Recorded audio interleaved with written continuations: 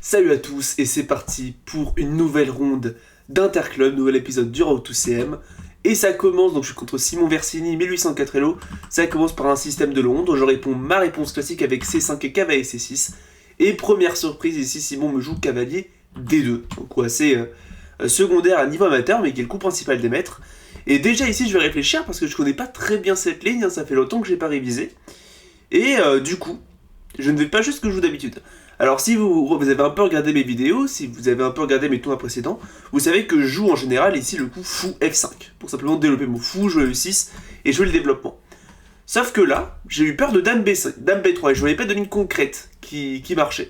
Donc finalement, même si fou F5 est totalement jouable, je vais décider dans cette partie, donc non seulement de ne pas jouer fou F5, mais je vais me dire, en plus, je vais brouiller les pistes. Simon s'est préparé contre fou F5, je vais jouer E6 pour venir simplement développer mon fou de case noire, roquer, etc., etc. Mon fou est très utile en B7. Simon qui répond avec cavalier GF3, je joue fou D6, et là, première surprise, il me joue le coup cavalier E5, donc un coup assez étonnant, hein, qui ne marche pas très bien, qui n'est pas théorique. Ici c'est plutôt fou G3, le coup de la théorie. Et du coup je me dis en effet que c'est pas incroyable, parce qu'en fait ici j'ai simplement dame C7 que je vais finir par jouer. Et je vais jouer sur le clouage. En fait l'idée c'est que normalement dans ce cas là il est censé avoir D prend C5, avec le clouage du fou sur la dame, sauf que maintenant qu'il y a un cavalier sur le chemin, il peut pas prendre, parce que je prendrais simplement le cavalier. Donc du coup ici, Simon m'a déjà laissé énormément de jeu. Donc là je me dis dans la partie que j'ai minimum déjà égalisé. Simon qui répond avec fou B5, il cloue mon cavalier pour éviter de perdre un pion. Je joue petit roc, je me décloue, il le prend, je récupère. Et là, bon, vous le voyez, j'ai mis une petite annotation. Pour moi, les blancs sont déjà moins bien. Les noirs ont un avantage. Pourquoi ? Parce qu'ils ont la paire de fous. J'ai la paire de fous dans la partie. J'ai un fou qui peut aller sur une grande diagonale et peut-être taper sur le roi. J'ai la colonne B pour la tour, la pression sur la grande diagonale. J'ai l'impression que Simon a très mal géré son ouverture. Et si jamais il s'est préparé, parce qu'il joue tout tempo, vous voyez qu'il lui reste encore 1h28, je me dis juste que sa ligne est mauvaise et que je vais pouvoir le punir. Simon qui continue avec le coup petit roc évidemment. Et ici je vais pas mal réfléchir, hein. C'est juste j'ai réfléchi à quel ordre de coup adopter. Je vais finalement jouer tour B8. J'attaque le pion et j'avais prévu en fait que sur dame C2, qui est une imprécision, j'ai cavalier H5. Parce que du coup la dame ne défend plus la case. Donc j'avais prévu ça, je me suis dit il y a un monde où il va simplement jouer dame B2 pour essayer de défendre son pion et il va me laisser cavalier H5. Mais non, Simon a vu le problème et il joue ici B3. Il vient défendre simplement son pion en le poussant. Le souci évidemment, pour tous les joueurs de système de Londres, vous sentez qu'il y a un truc qui n'a pas, parce que là les blancs ont affaibli leur pyramide centrale qui est très solide dans la tour de Londres. Et ici il s'avère qu'ils ont juste affaibli leur structure, ce qui peut être un problème dans le futur. Quoi qu'il en soit, ici je continue avec fou A6, je développe mon fou, j'attaque la tour, et Simon, bon il aurait dû jouer tour E1, mais il va me jouer ici le coup C4, un coup un peu imprécis, un peu bizarre, mais ça reste totalement jouable. Mais là-dessus, moi je me dis, ok, en fait j'avais anticipé un truc qui m'a l'air de très bien marcher dans la partie, c'est-à-dire de prendre en D4. Donc vous voyez que je vais réfléchir 7 minutes avant de jouer ce coup, parce que j'avais envie de bien voir si c'était logique.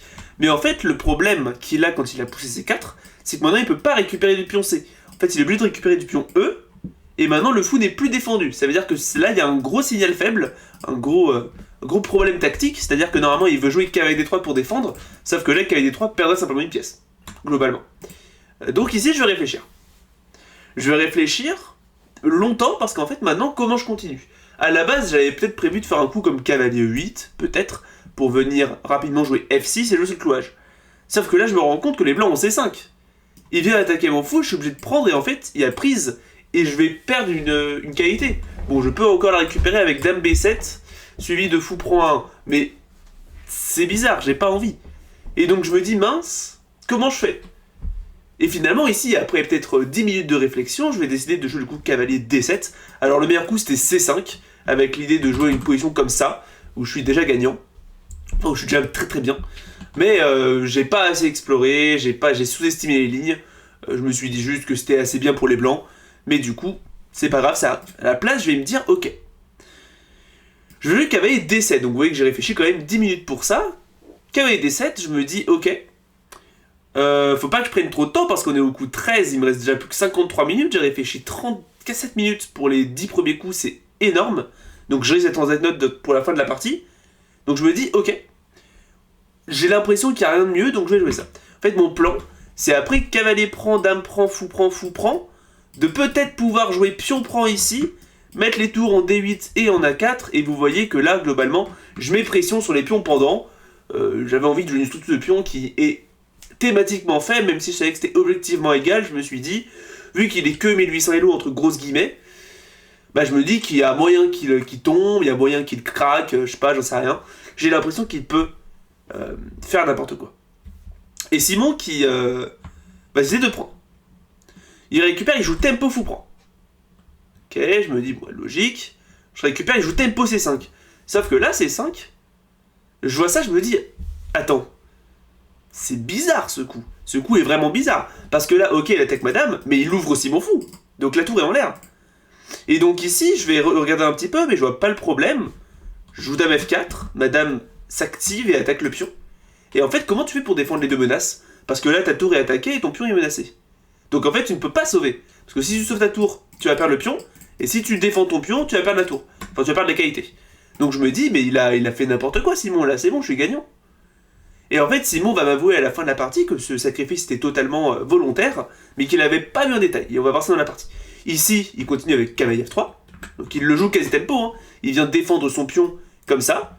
Donc il sacrifie la qualité. Oula, excusez-moi. Tac. Tac, donc il sacrifie la qualité, que je finis par prendre. Dame prend. Et après F6, donc c'est un coup logique pour empêcher le cavalier E5 que j'avais anticipé. Il joue dame A6. Donc j'avais vu cette approche, j'avais vu cette position, mais moi j'avais pas le problème en fait. Parce que là, il attaque le pion. Mais du coup, bah, j'ai un coup de défense, c'est-à-dire dame C7. Mais en fait, Simon m'a dit qu'il avait arrêté son calcul ici, en pensant qu'il allait gagner un de mes pions et qu'il allait avoir du contre-jeu avec les pions doublés, les pions passés, etc. Mais moi, du coup, là-dessus, je me dis, bon bah écoute, dame C7, je défends tout. Et là, je vois Simon, il est pas content. Simon, il est pas content parce qu'en effet, il a juste perdu une qualité gratuitement, et il a quasiment aucun contre-jeu. Bon, évidemment, c'est loin d'être perdu, hein, il a encore du jeu, hein, c'est pas fini. Et il joue tour 1. Donc il vient attaquer mon pion E6, qui est un peu faible, hein, parce qu'il n'est pas défendu, je l'ai poussé à F6, donc ça a un peu affaibli le pion. Je joue tour F8.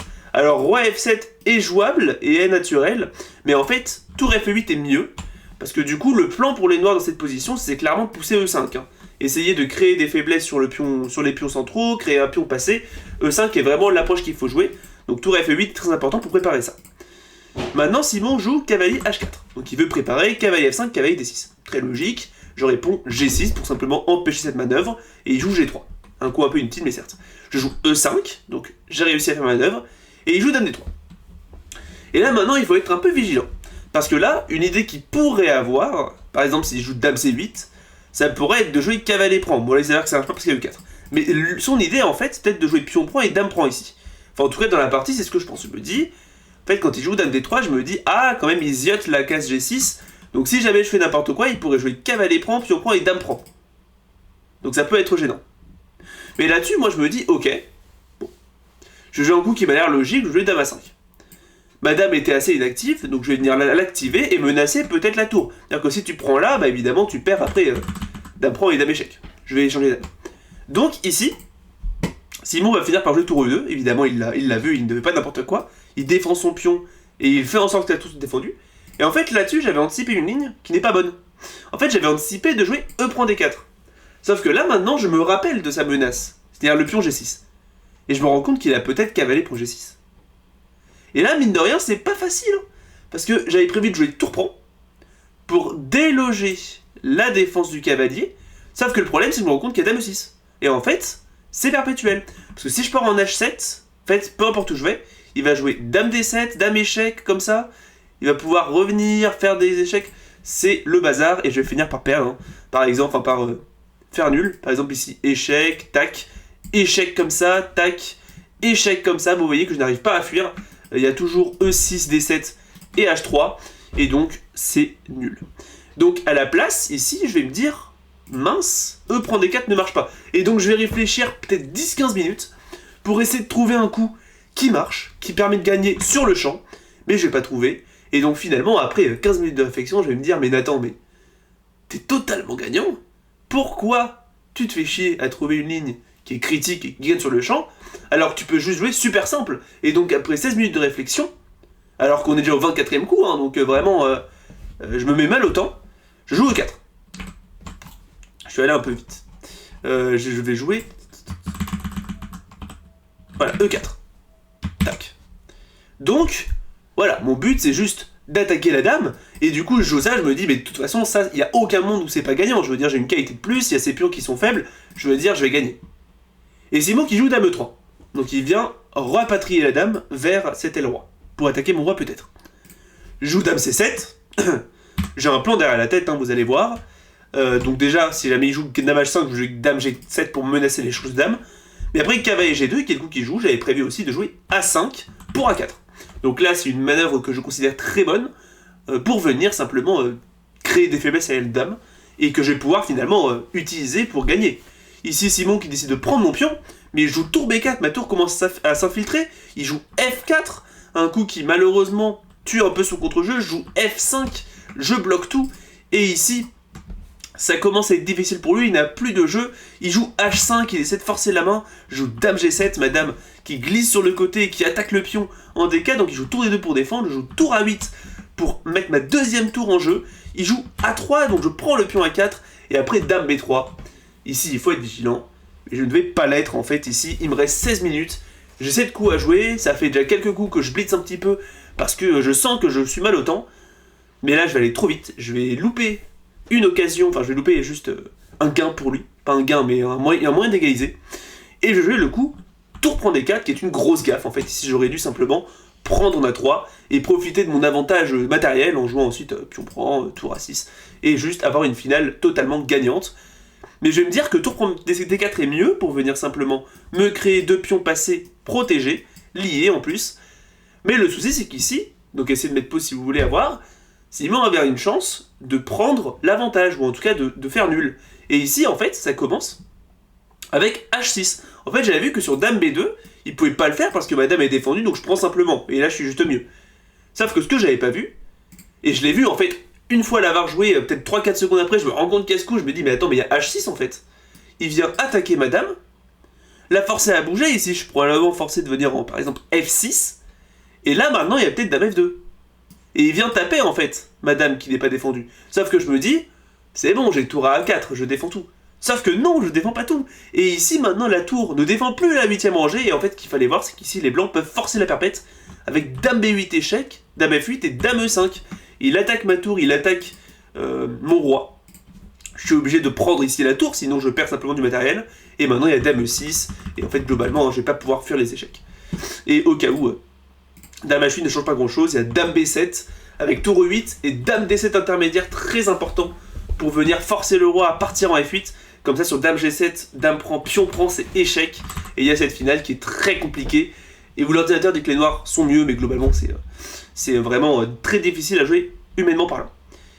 Donc tour prend D4, grosse erreur, grosse gaffe dans cette partie après 3 heures de jeu.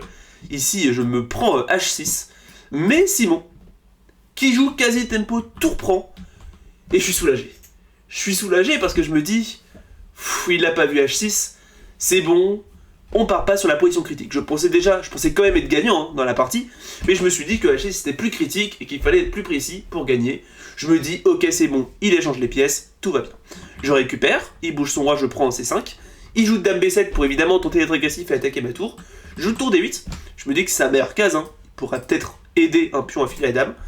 Et il joue ici le coup H6 et me propose nul. Il me propose nul, donc je me dis, attends, frérot, la position est tout sauf nulle ici, je veux dire, c'est juste totalement gagnant pour moi. Donc je me dis, bon bah, je comprends l'intention, mais bon, voilà, normalement en général, on propose nul quand on est en position supérieure. Mais bon, du coup, évidemment, je m'en fiche un petit peu, là-dessus, moi, je ne fais pas vraiment attention à ça, ça ne me déconcentre pas. J'avais anticipé ce coup, donc là, ici, Simon vise à menacer en fait dame G7, mais j'avais prévu dame F8 évidemment. Je viens attaquer le pion H6 et défendre le pion en G7. Il joue dame prend C6, il prend mon pion, je prends dame prend H6, je joue dame prend H6, et donc là il y a juste une qualité et deux pions de plus. Et ici, Simon, je le vois, il prend sa dame, il joue dame prend E6 et il appuie sur la pendule. Donc coup illégal, parce que du coup le roi est en échec. Ici j'attaque la dame, j'attaque le roi avec la dame. Et donc du coup, bon, bah, écoutez, je vais pas... moi je vais faire marquer et je vais être un peu profiteur, hein. Je vais profiter un peu de l'occasion pour récupérer 2 minutes, parce que bon, j'ai 11 minutes pour 2 coups, ça va, mais du coup autant prendre 2 minutes, et au deuxième coup illégal il a perdu la partie, donc je me dis franchement, en plus ça va un peu le miner moralement, comme ça je pourrais gagner plus facilement. Et donc j'appelle l'arbitre, je récupère mon temps, et du coup il est obligé de jouer un coup pour parer l'échec, et il joue ici cavalier H4. Et c'est peut-être pour ça en fait qu'il a proposé nul, parce qu'il a dû penser qu'après dame E6, c'était égal, hein. Ce qui est le cas, hein. Si jamais il n'y a pas échec, si le roi est en G1 par exemple, c'est égal, parce qu'il y a des échecs et il y a des menaces de fourchette si je joue en H8. Mais du coup, il est obligé de jouer cavalier H4, et du coup j'ai le temps de revenir en G7. Maintenant sur dame E6, c'est simplement dame F7. Et en fait, il n'a plus rien. Donc Simon est totalement perdant. Il va continuer à la jouer un petit peu, il va jouer G4, je continue avec F prend G4, je prends le pion. Ici F5 n'est pas très concluant, hein. J'aurai pion prend, cavalier prend et dame E5 avec diverses fourchettes. Donc il joue roi G3, et joue dame F7. Donc je veux simplement venir parer la menace F5, parce que maintenant je pourrais simplement récupérer, et aussi défendre peut-être le pion, parer la menace dame E6, je me dis que c'est toujours bien. Et j'avais prévu évidemment que sur roi prend G4, il y aurait simplement dame D7, et je vais échanger les dames avec une position totalement gagnante. À la place, Simon qui pousse son pion, il veut aller à la dame. Je fais de même, je pousse le 3. Il joue dame B6, attaque ma tour et attaque mon pion. Donc comme ça, comme ça. Je joue tour E8, je défends. Il joue roi prend G4. Et là je me dis, attends. Mais là maintenant son roi ne peut plus venir défendre en fait. Parce que jusque là, si jamais je poussais E2, il y avait roi F2 et roi E1. Même si là je menace, du coup il aurait dû jouer cavalier G2 et cavalier E1. Mais après roi prend G4, je me dis, mais attends, mais je peux gagner juste une pièce, là je joue E2. La promotion est inarrêtable, donc il est obligé de jouer cavalier F3 pour E1 dame, cavalier prend E1 pour prend E1. Mais là j'ai juste une tour et un pion net de plus. Donc c'est une question de temps avant qu'il abandonne. Il joue encore un coup, il joue à 6, à 5 je veux dire, pour pousser son pion et dame. Mais là-dessus je vois la brèche dans sa position. Je joue simplement dame E6 échec. Fourchette hein, finalement, hein, j'attaque le roi, j'attaque la dame. Et en fait s'il échange les dames, il n'a plus aucun jeu. Hein, parce que du coup après dame prend, tour prend, je vais pouvoir simplement venir en A6, récupérer le pion, récupérer celui-là. J'aurai juste une facilité, c'est facile de mater, hein, surtout à mon niveau. Donc du coup, après le coup, dame prend E6, c'est perdant, et donc Simon décide d'abandonner dans cette position. Donc une victoire que je prends, hein, même si du coup il y a eu un petit raté avec tour prend D4, hein, je me suis laissé distraire. Mais bon, globalement en fait, on a vu dans cette partie que les blancs ont un peu mal géré leur ouverture, et ils ont mal géré leur finale. Mais globalement, je suis quand même content de l'avoir gagné.